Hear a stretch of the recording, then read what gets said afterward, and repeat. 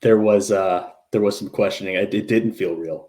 It felt like there was something behind the scenes. There had to be, because me going from what I was doing to making straight A's now, I couldn't believe it myself. I thought there had to have been some kind of factor at play, making things easier for me. But I was taking the same classes as everyone else and outperforming them as well.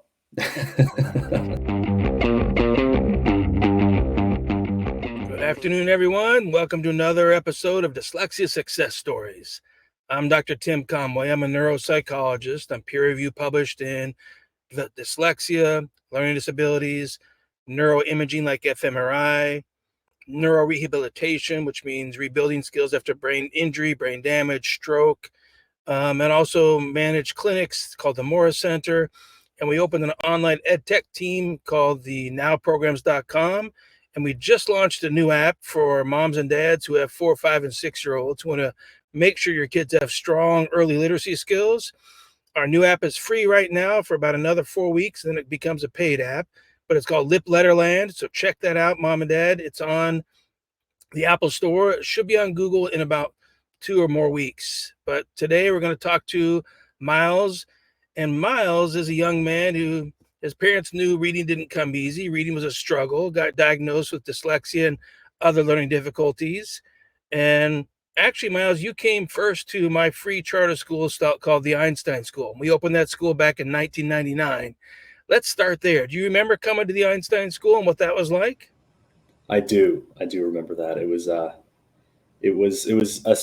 a refreshing step back, or in the right direction, rather.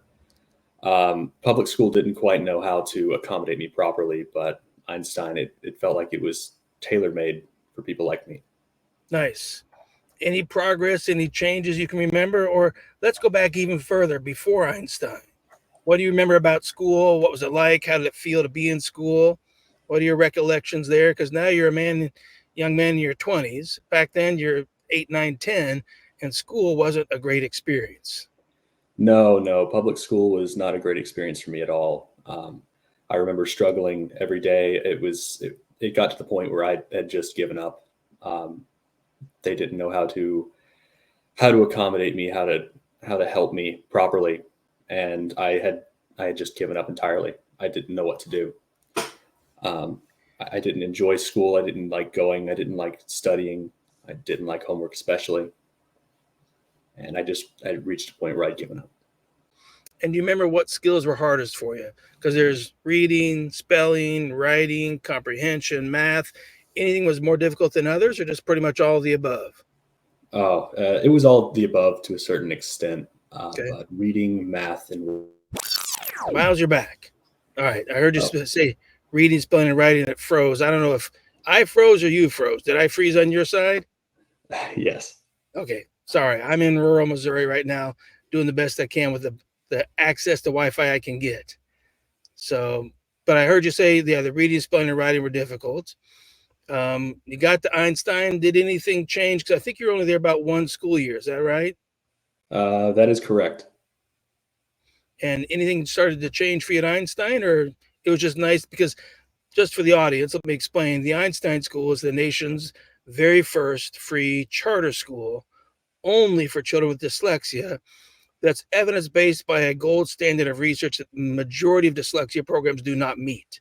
Evidence-based is now a more popular word everyone's throwing around, but when you're evidence-based by what's called randomized controlled trials, that's the gold standard of research that's proven a program is going to be highly effective, and that's the program we were using there at the Einstein School, and today it's called Now Foundations for Speech, Language, Reading, and Spelling. And it's provided free to all 120 kids in grades 2 through 8 at the Einstein School. And we've been doing that since 1999. So it's the first free charter school for dyslexia. It's been helping kids for over 25 years. And parents, it's free. It doesn't cost anything. And believe it or not, we have families who move there to Gainesville, Florida. That's the only Einstein School I'm talking about. There's others around the nation, but they're not this one that's just for dyslexia. And parents sometimes move there and spend a year or two and get free remediation and then go on to where they were living before or back someplace else. Myles, we even had one little girl who moved from her family's home in Georgia to live with her grandmother in Gainesville to attend the Einstein School because they knew they didn't have access to the resources in Georgia, and the parents didn't have the financial resources to move the family just to get to this free dyslexia school. So tell us a little bit about any recollection you have about what was it like that made it feel like a better fit for you, Oh man, that was so long ago. or taxing your memory. And you may not remember much of anything about it, and that's okay. I don't remember much. I do remember attending classes. I remember the instructors. The way that they taught things was different. I can't remember exactly how. I was a pretty small child then. I didn't really have Yeah. those critical thinking skills.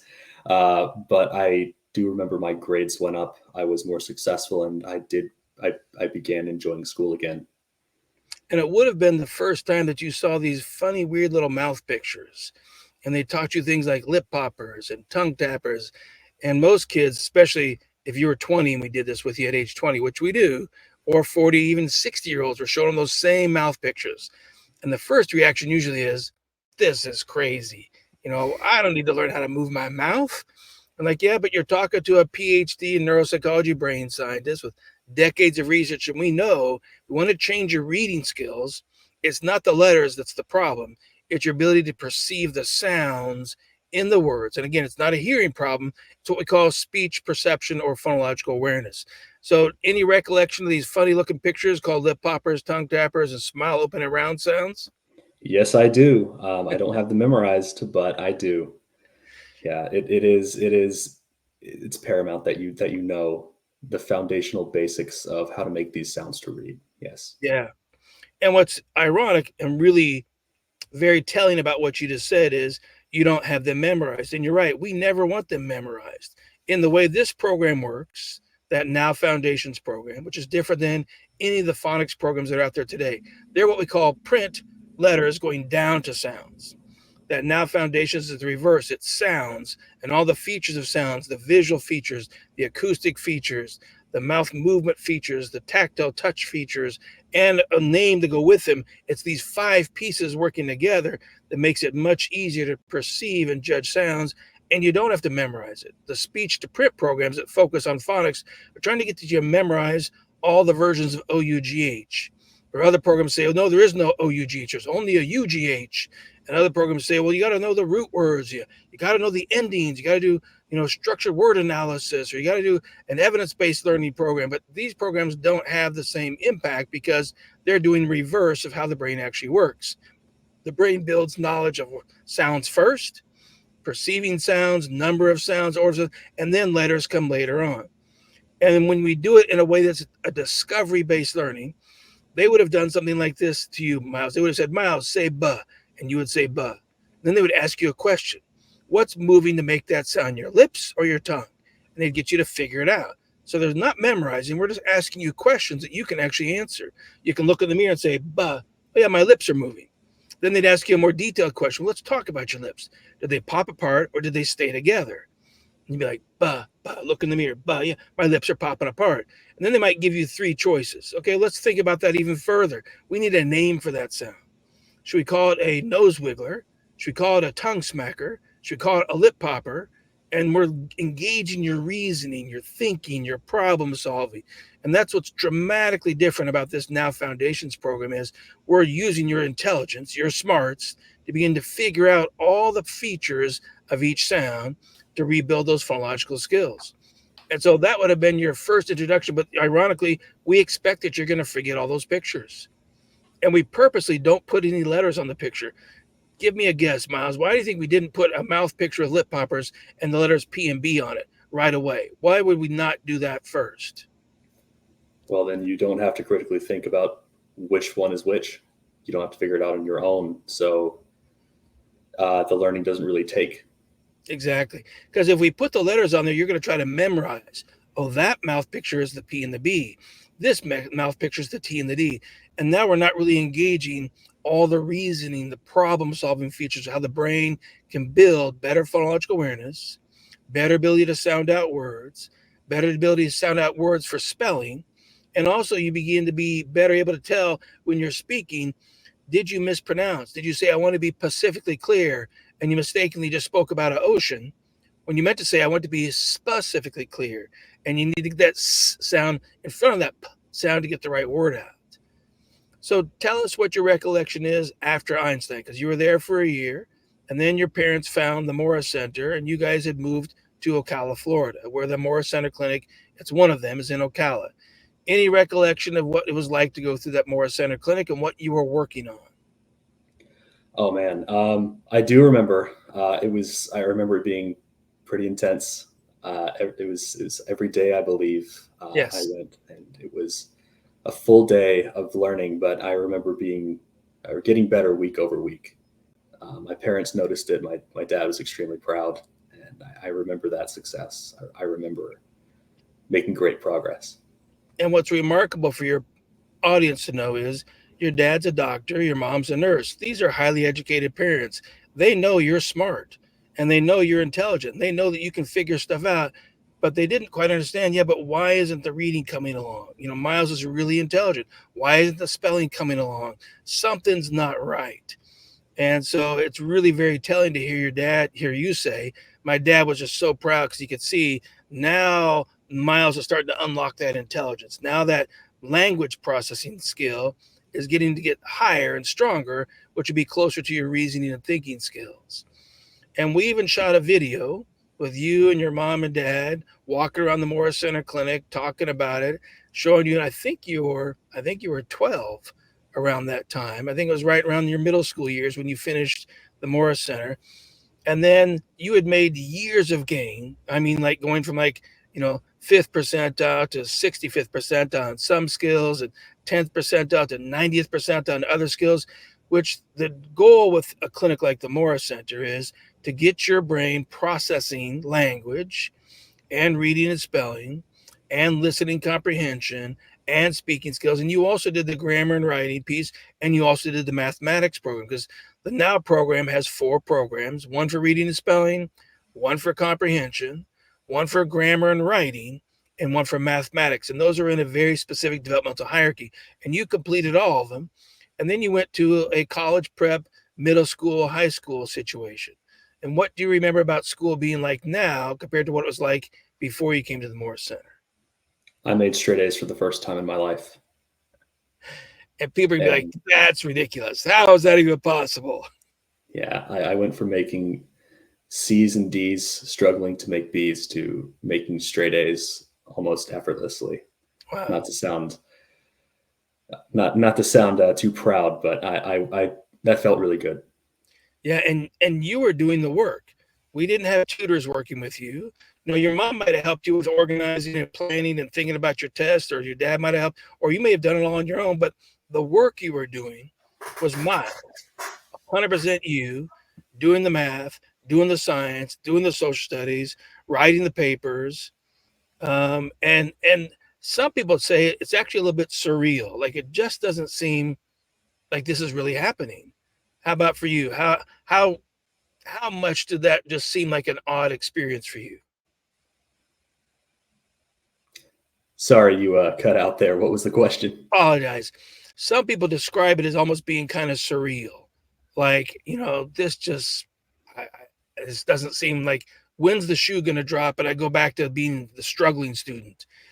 Is this going to continue? I mean, I did it in 1 class and 3 classes and 5 classes and 7 classes, but is it going to stop at some point? So I was asking for you, how surreal or how believable did it feel like that you were really doing this and on your own? It there was some questioning. It didn't feel real. It felt like there was something behind the scenes. There had to be, because this me going from what I was doing to making straight A's now, I couldn't believe it myself. I thought there had to have been some kind of factor at play, making things easier for me. But I was taking the same classes as everyone else, and outperforming them as well. Well, and that's a great combination to end on too, which is, where did you end up in high school, Myles? How well did you succeed compared to your classmates in high school? I graduated near the top of my class. Wow. Congratulations, Myles. I mean, that's just phenomenal. That must have felt like you had just climbed Mount Everest. It did. It did. I made straight A's with AP and honors. Wow. Graduated with a 4.0. And so you are really a prime example of a dyslexia success story where you say, if we get your literacy skills at your IQ level, and we get your reading and spelling skills at your IQ level, and your writing skills to your IQ level, and your math skills to your IQ level, then you are now able to perform at your true level. And for us, that's the only definition of dyslexia success. Not that you can be accommodated, not that you learned how to use a pen that reads for you or a computer that reads books to you, not that you're dependent on technology. It's you're dependent on your brain, and man, your brain's doing it. So what happened after high school? Tell me what happened with your academic journey along the way there. Well, I went to Florida State right after high school. My first semester in college, I was working extremely hard. I still kept that work ethic that I learned in high school, kind of Mhm. developed on my own. I made the dean's list first semester, Wow. 3.7 GPA. Wow. And how did that feel? That was it was amazing. I felt like I'd stepped up. I was able to adapt to things getting more difficult, and I felt like I was doing it all on my own. And now you're at the collegiate level. I mean, that's really a much higher level because now you have a whole much more life management skills you have to come into play. And if you're also working, holding a job, there's juggling work plus school, and there's also new social aspects. You're not living at home anymore. You're out on your own, managing your own life at the same. I mean, there's so many more things happening when you get to college. And unfortunately, most parents of children with dyslexia or most college students with dyslexia think that they really have to find the place that has the most supports, the most resources. And that's one approach, but you're the prime example of, yeah, but there's another approach. The other approach is take the weaker skills and make them stronger. How would you describe your reading, spelling, writing, math skills today? What caliber of skills do you think you have? They're medium, they're low, they're high. What's the way you describe them? I'd say they're strong. Medical terminology is not easy, especially not to read. These That's words it. get very long very fast. That's it. And you mentioned medical terminology because what did you just complete in college? Well, I completed an accelerated bachelor's in nursing program. It was my second bachelor's degree. It's 15 Wow. months. It was extremely rigorous. Wow. 15 months for an RN degree? Yes. That's crazy intense, Myles. But Myles, you genetically you still have dyslexia. Your kids are more likely to have it. We didn't change your genes. We don't do that, and we don't need to do that. But functionally, you're not struggling to read and spell. And you chose to do a second bachelor's degree and you did it in 15 months. Congratulations, man. That is just phenomenal.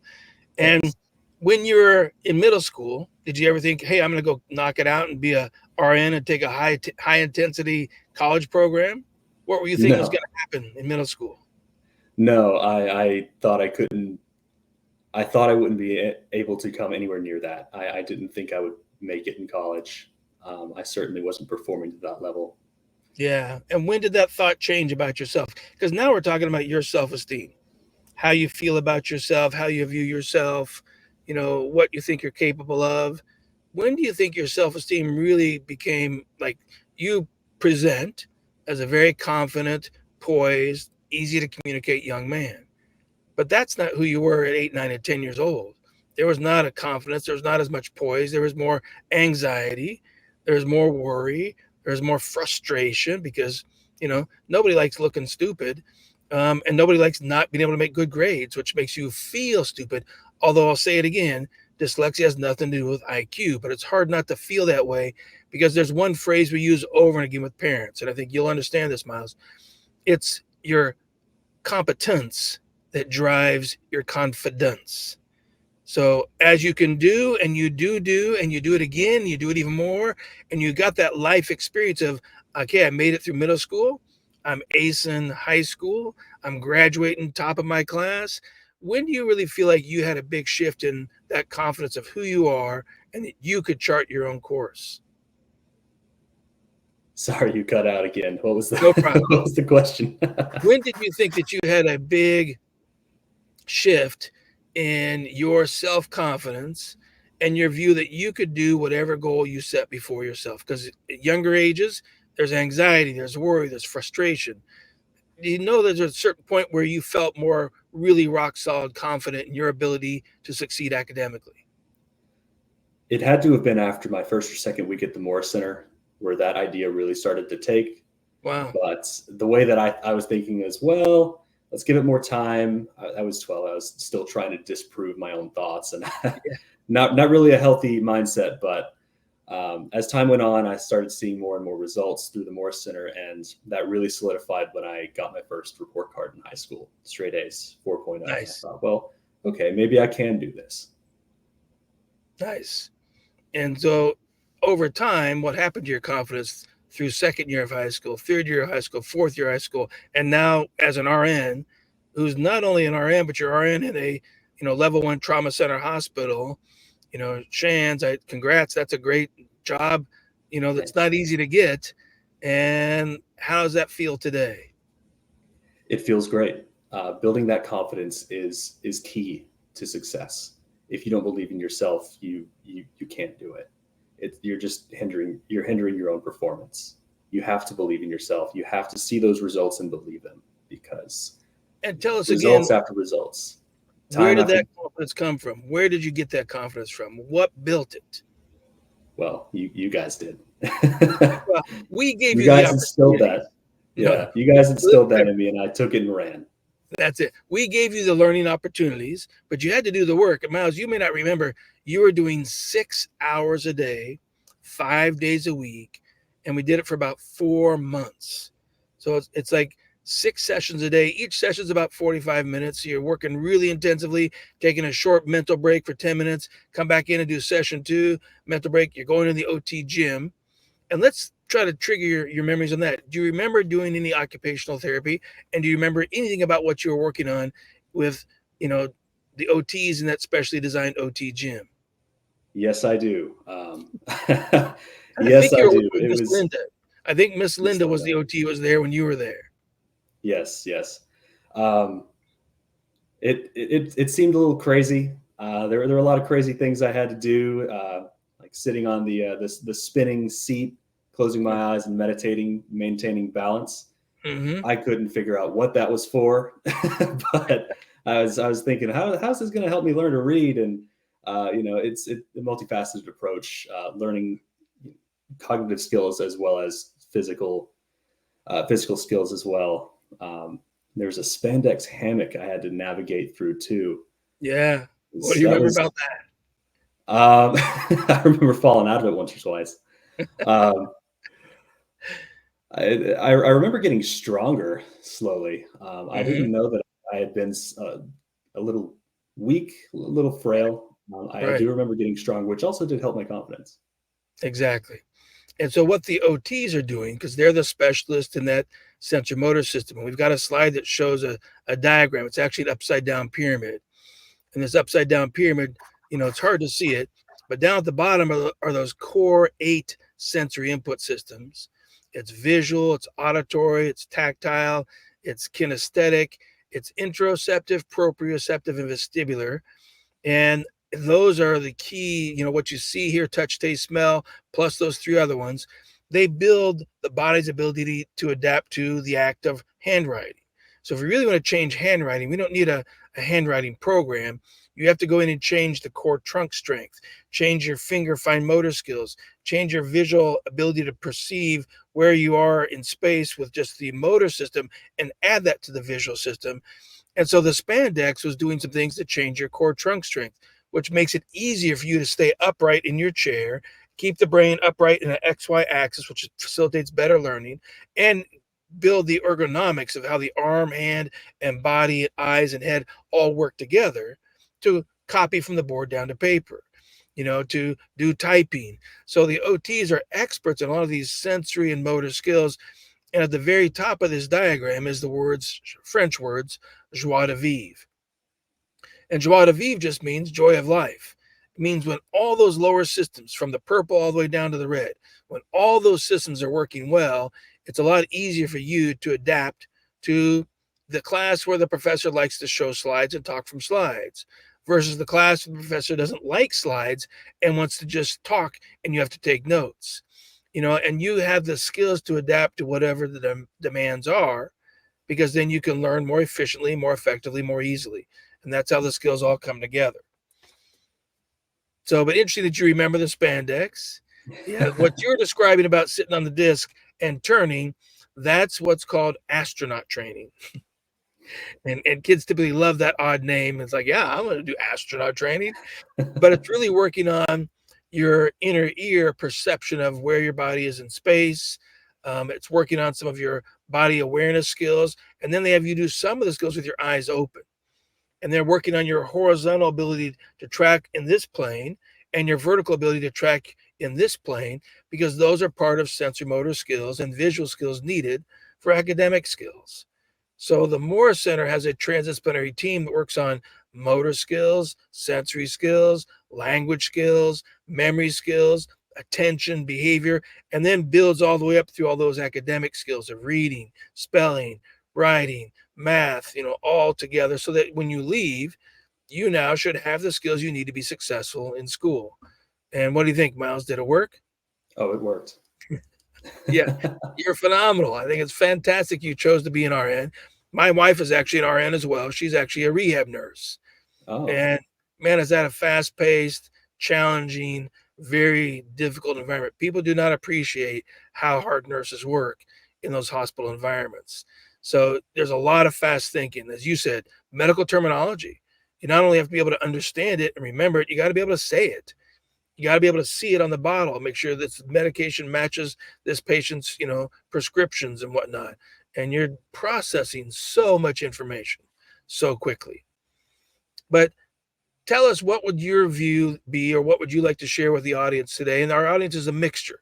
We have just a few who watch us live because we don't do big announcements about these events. We just do a short announcement. Most people watch this later on when it's on the YouTube channel for the Now Programs Online YouTube channel, or on the LinkedIn Live, LinkedIn pages or whatnot.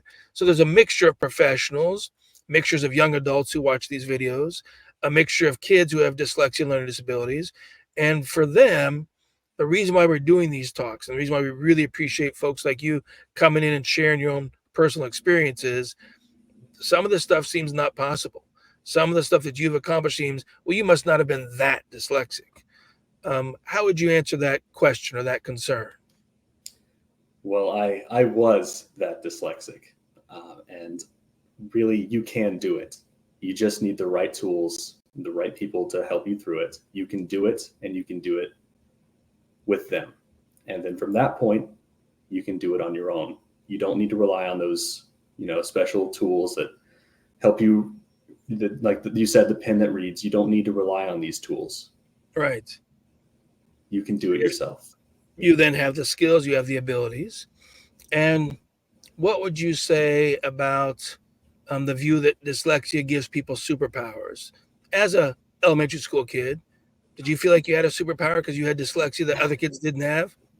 No, it felt like a hindrance. Yeah. And what we try to explain to parents and to even students who come to the clinic, and the clinic sees people in their age, elementary school ages, middle school, college. Our oldest patient in the clinic, have we ever told you this? What's the oldest person who came in and did the intensive program at the Morris Center Clinic? Take a guess. How old do you think he was? 30. 74. 74. He was 74 years old, and he'd struggled to spell most all his life, struggled to read most all his life. And he's like, I'm retired, but I still don't like that I have to hide from people that I can't spell well. And then I'm dependent on spell checkers. But, he said, my spelling is so bad sometimes the spell checker has no idea what I'm trying to spell. And so at age 74, he still wanted to see his skills stronger. And so he did it. We can do it. Wow. What you may not know is, let's see, when you came through the clinic there, yeah, I had already finished about 10 years of stroke rehab research. So from 2001 until 2012, I did only exclusively stroke rehab as my research focus. And that was taking adults in their 20s, 30s, 40s, 50s, 60s, 70s, and even we had a couple 80-year-olds. And we used that Now Foundations program, and we worked on rebuilding their phonological processing, even though this left side of the brain had been damaged. Part of that language cortex was gone. And we can't regrow that brain tissue. So our only way to help someone who has a more severe reading problem than dyslexia, it's called phonological alexia. And we call it alexia because it's an acquired disorder. It's not developmental, it's not genetic, it's due to brain injury. And so we spent 10 years showing that, yeah, if the left side has a little bit of healthy language cortex left, we can reconnect it to the other parts of the other healthy brain tissue and systematically rebuild part of that language network that then builds better reading and spelling skills. But Myles, if the damage is big, and some of our patients lost about a third of the temporal parietal lobe, temporal parietal occipital lobe, just a large section of the brain tissue, is gone. There is no tissue left from the language network, and they're what we call aphasic. They can't speak. They're alexic. They can't read. They're agraphic. They can't spell. All we got as an option to rebuild their skills is to somehow get the right side of the brain to do what the left side used to do.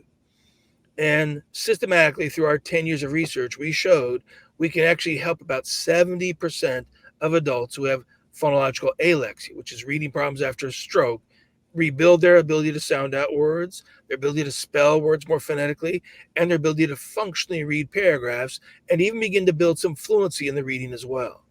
So we took all of that science behind what we did in the medical field and brought it into those Morris Center clinics.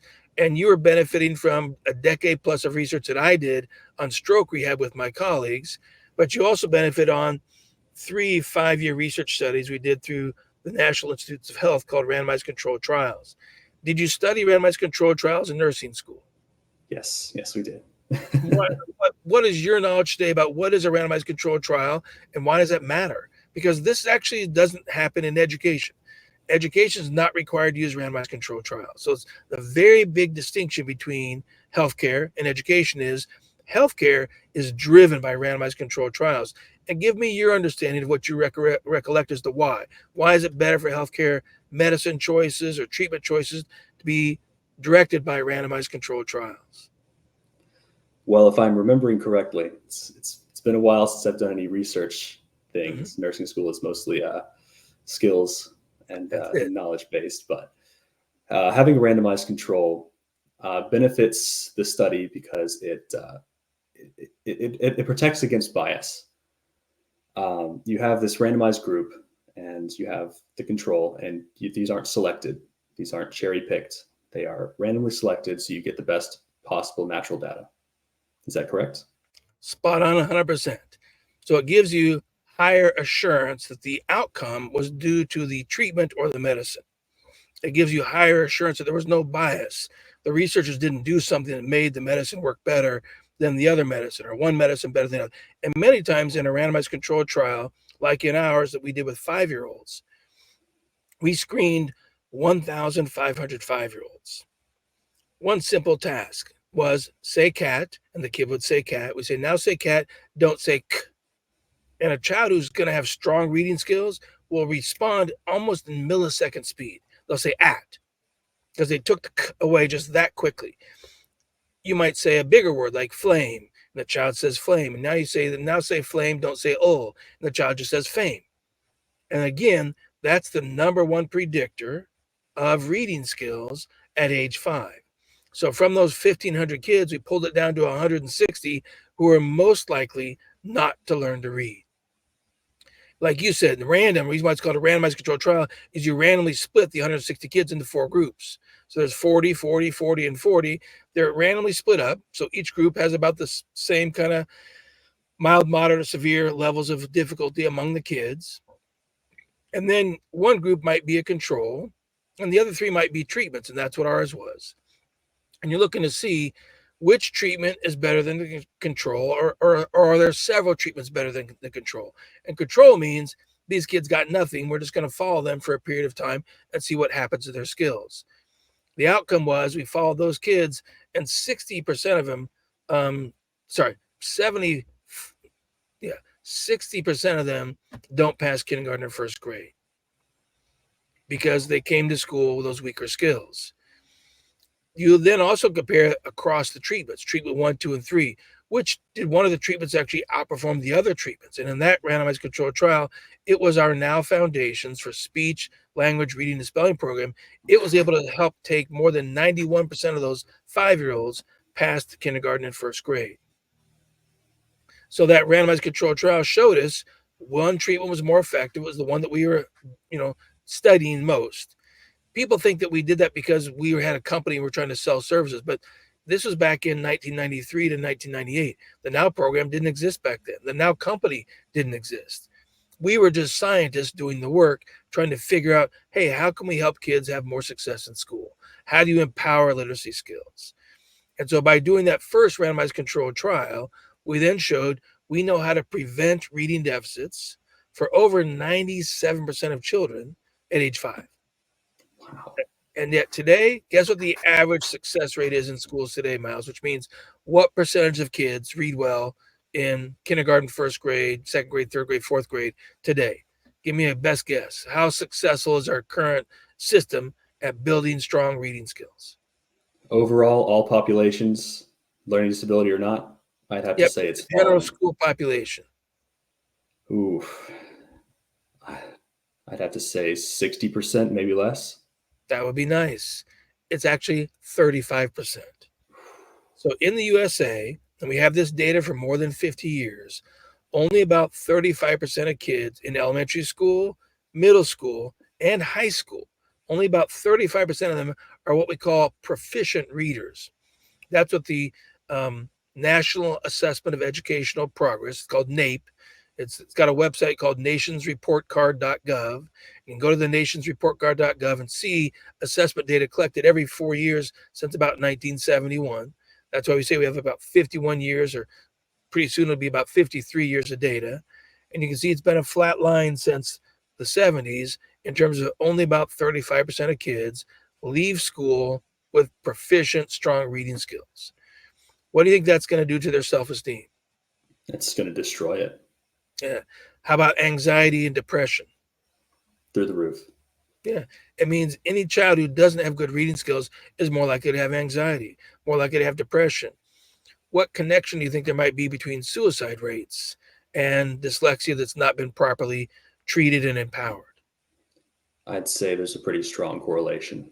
Yeah. 2 studies showed that 89% of teenage suicide notes, when the teens felt like they had no choice, they had no future, 89% of them have signs of spelling problems, which means they probably had a dyslexia. We don't know for sure because nobody measured it for those kids, but it's a high co-occurrence, it's a high correlation, it's a high likelihood that should make us wonder, what are we doing to help kids build better skills as soon as possible to get stronger mental health, stronger self-esteem, and set goals like you did.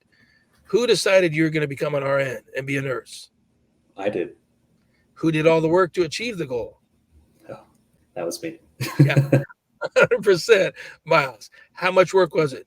Because, you got strengths now and reading spelling, right? Must have been easy to go to college. Or no, it's actually still a lot of work. It's still a lot of work, but it would have been infinitely harder had I Yeah. had I not fixed those skills. Is there any way that your dyslexia, well, let me back up. Your diagnosis would have been dyslexia, that's the reading and spelling problem. Dysgraphia, that's the writing and spelling, like written composition struggles. And dyscalculia, that's the math struggles, because you had certain struggles in math.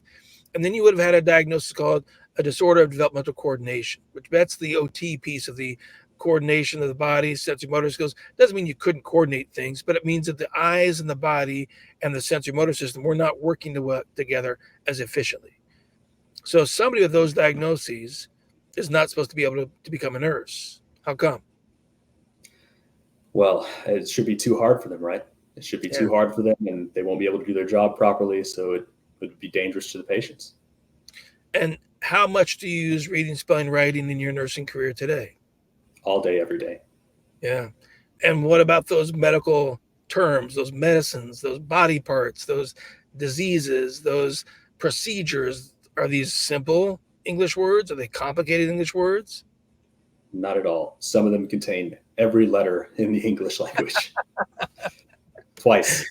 Yeah. Yeah. These are complicated words. So you've gone into a profession that has high demand for reading skills, high demand for spelling skills, real high demand for on your feet, quick thinking skills to make decisions.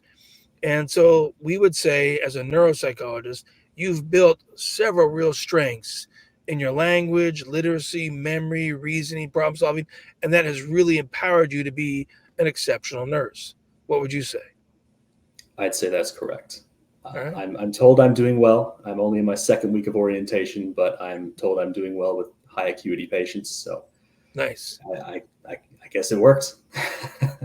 And what's your goal from here? Where's nursing going to go? Is it going to stop at the level of nursing you have now? Is there many people don't know there's actually multiple levels of nursing, multiple specialties in nursing.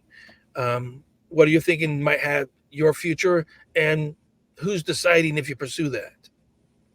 Well, most people don't know that you can go beyond just a bachelor's in nursing. You can go on to master's or even doctorate level nursing degrees. And there are provider roles for nurses now. So the same role as a higher level practitioner, like a physician or a PA. I do plan to pursue one of those in the future, possibly CRNA school, nurse anesthetist. It's a 3-year doctorate, and it's intense, but I look forward to it, and I think I can do it. People, what does a nurse anesthetist do? One, you have to be able to say it, and two, which is not easy. Many folks in our audience cannot say anesthetist. It's a difficult word. Yeah. The nurse anesthetist functions essentially as an anesthesiologist. They work directly with physicians, under physicians, and after a certain number of clinical hours, I believe it's 3,000, they can practice on their own. Wow. They can take on their own patients. So in the OR setting during surgeries, they manage anesthesia, they manage vitals, they make sure the patient is alive and well. And what intrigues you about anesthesia? I mean, because that's a really complicated and a very life or death kind of part of the medical field. Well, I love chemistry. I love doing the drug math. I think it's fascinating that we figured out that we can build molecules, things that we can't even see, that make up everything that we are and everything that we know, and make them do specific things for the human body that lead to better patient outcomes. I was one of those crazy kids that enjoyed organic chemistry. I was 0.5% off from making an A. Oh boy! But I enjoyed it. That's it. And anybody who's studied any field of medicine knows that organic chemistry is the make it or break it class. Yes. If you can't make it in organic chemistry, you're probably not going to be doing a degree in the medical profession, because that is just a super difficult class. But you loved about it was the mathematical side of it, the formulary pieces of the molecules and the ions and the protons, neutrons, all the structure. Was it the structural design that intrigued you, or is it the mathematics that went along with the structural design? Sorry, I lost you. Was it the structural design or the mathematics that really intrigued you about the organic chemistry? Well, it was a little bit of both, because we learned that the structure of the molecule dictates its function, how well it will work, what it will do, where it will work. And then we also have the math that goes with it to figure out exactly how much to give, how many of these molecules do we need. We can count those molecules and figure out with pretty good accuracy how much of it we'll need to do a certain thing. And with some drugs, there's the function of it is entirely dependent on the dosage. So lower doses will act on one part of the body, moderate doses will act on another, and higher doses will do something entirely different. And gotcha. That's extremely fascinating to me. Fine, nice. Now, out of curiosity, since we're talking about molecules, have you ever heard of the molecule that created a medicine called Nurtec ODT? Have you come across that? So look up Nurtec. You might be fascinated by it. It is a migraine medication. It took about 30 years to build this medication, and it took some pioneering work on a new molecule. And Nurtec is so well designed as a molecule for migraine. It has 2 FDA approved uses. Nurtec, and it's NURTEC, and ODT stands for oral dispensed tablet. So it initially started as a pill that you put under your tongue. It would dissolve, and it would then actually stop the migraine. So it was used as a breakthrough medication to stop migraine when someone's having a migraine. It then became also a nasal spray, and it became dual FDA approved, and is now also approved as a prevention, or what they call prophylactic. If you take Nurtec every other day, it will dramatically decrease the chance that you even have any migraines. It's so successful that now TRICARE, which is our insurance company for all folks in military, whether retired or active, they have TRICARE. And TRICARE has chosen Nurtec as their number one choice for migraine. So anybody who's a physician working in TRICARE and has a patient with a migraine must choose Nurtec ODT first to see if it works well. And the odds are it's going to work really well.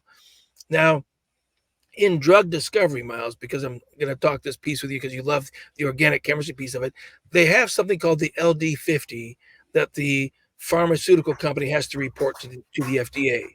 So when they're building a new medication, one statistic they're required to present to the FDA is the LD50. Have you ever heard of that acronym? Yes. All right. Tell me what you think LD50 means, or what's your understanding of the LD50?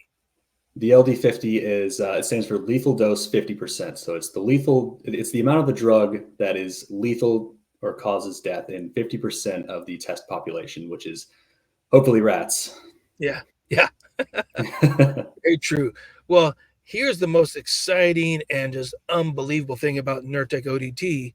There is no LD50. There's no point at which this medication ever becomes so toxic, so lethal that 50% of the, yes, animals, rats, died. And consequently, its side effect list takes about maybe 7 seconds to list. Whereas many medications need about 20 to 30 seconds to talk about all the possible side effects, Nurtec only needs about maybe 10 seconds if I can be more generous, because it's basically little, nausea, stomach ache, or you might have a little bit of a headache. Those are the three things. But you got a migraine. You don't have a little headache with a migraine. You don't have a little nausea with a migraine, and you don't have a little stomach ache with migraine. So if your resulting secondary side effects are just three little tiny things like that, that's a win. And Myles, guess why I know so much about Nurtec ODT? Do you suffer from chronic migraines? I have a brother who's a brain scientist, and he invented Nurtec ODT. So my brother Charlie is the PhD brain scientist who spent 30 years of his life with pharmaceutical companies and other colleagues working extensively, in the scientific laboratories to figure out how to create the right molecule that would help alleviate the pain and the other symptoms caused by migraines. So, and how did they build it? They built it with randomized controlled trials. So I use that analogy to kind of come back around to say the intervention you got is so powerful. It's like Nurtec is the migraines, the nowprograms.com and the morriscenter.com. Those things are so powerful because they're built under the same caliber of science as we built Nurtec ODT, as was used to build penicillin, and all these other things. Now, here's an interesting phenomenon. In education, teachers and parents are told, hey, well, if the research is more than 5 years old, don't waste your time. Go read the new research. So let me give you a parallel. Myles, you're a nurse. You've got an advanced degree in nursing, and you have a second bachelor's before that one. How long ago was penicillin invented? Do you know? Oof. Had to have been 1910s or 20s. So it's 100 years old plus, possibly. It's at least 80 years old. I know some studies were in the 40s, but we still use penicillin. So there's no new studies. So from that philosophy of, hey, don't read the old research, only read the new research, people don't understand that in medicine, until new research disproves the old research, then you better stick with the old research because it already was shown to be the most effective. So today, that Now Foundations program has shown that we could take kids from the 5th percentile and get them to the 45th percentile. And in that study, it only took 8 weeks. They weren't done. We hadn't finished the program. It was a dosage study. What's an 8-week dose yield for you? And it then yielded another outcome, which was 40%, 40% of those kids who got that 8 weeks no longer needed to be in special ed. Why do you think that is? It must be pretty high yield. Yeah, because they had gone from 5th percentile readers to solidly on grade level at 45th percentile. they no longer needed to be in a special ed class. And to give you an example, we throw up one slide here. This is an example of a kid at the Einstein School and the progress that he made in the Einstein School, which is where you were at. And here he's not getting one-on-one instruction, because many parents will say, oh, well, your research shows it's just one-on-one. It's, yeah, but we took that research and applied it to group studies like this one. And this is a kid who's in a group of like 6 to 8 kids. And if you can imagine, they're doing all those mouth pictures together in groups of 6 or 8.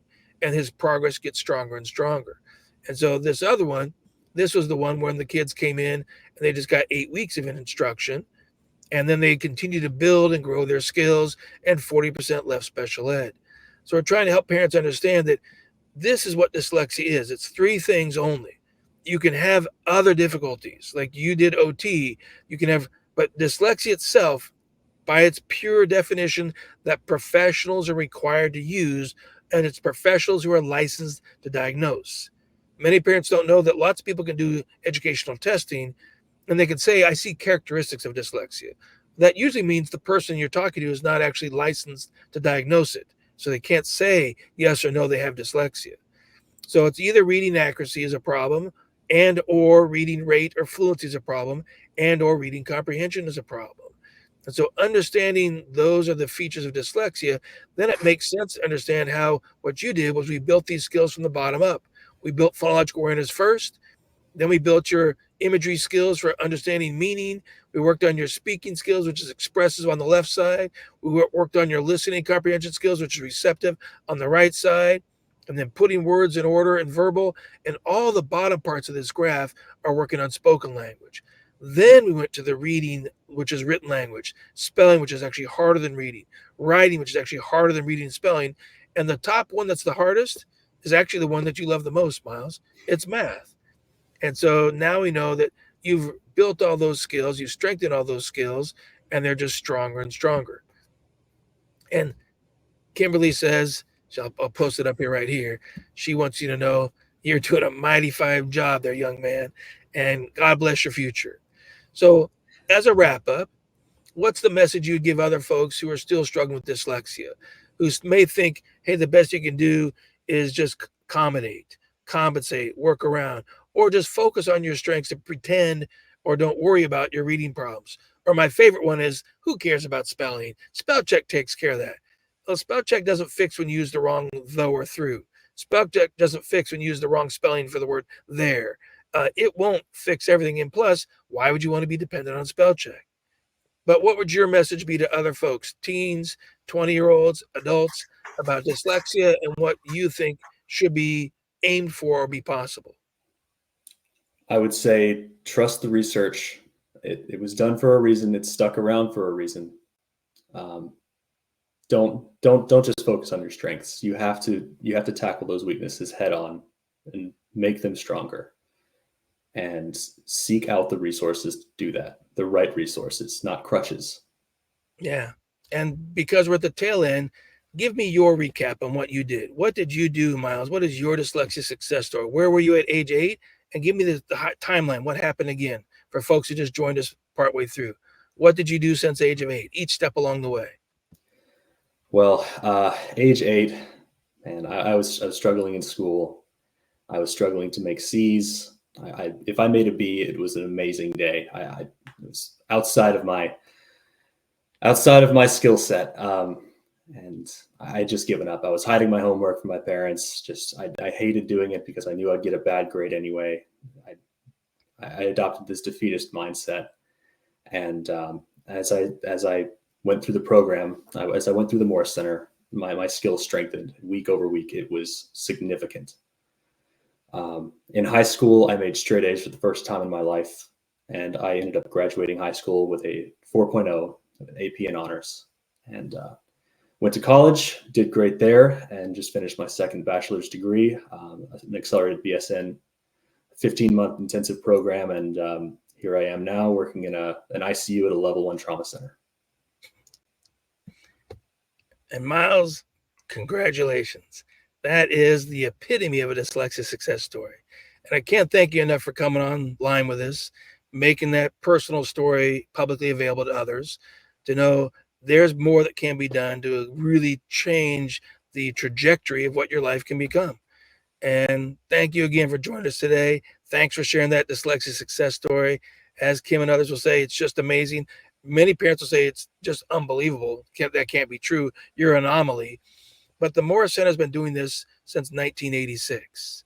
We're in our 38th year of helping empower kids. The nowprograms.com has been doing this since 2013. So it's in its 11th year of helping children, teenagers, adults, all ages. And now with our new app, Lip Letterland, we hope to empower literacy skills for 4, 5, 6-year-olds who then maybe don't even need now company programs or need a Morris Center, because we'll boost those skills when the gaps are small. Or if there's no gap, that Lip Letterland app can actually empower the skills and make the skills even stronger before you fall behind. So Myles, thanks again. Can't wait to hear what happens. And we're going to check back with you in about 5 years and say, where are you at now? What's happening now? But kudos to you. Kudos to your mom and dad for really looking for the research. And you had the advantage. They were healthcare professionals. They knew what it means to have a dyslexia program that has randomized controlled trials. And you're the proof of what can happen down the road. Folks, join us again in next week. We'll have a dyslexia discussion. In 2 weeks from today, we'll have another dyslexia success story, because we've been doing this for 38 years. We have thousands of stories like Myles, and we're going to keep bringing them to you, keep sharing them, so you set the bar higher and expect more for empowerment. Thanks again, Myles. Have a great day and enjoy that nursing career. Thank you, Doc. All right. Take care. You too.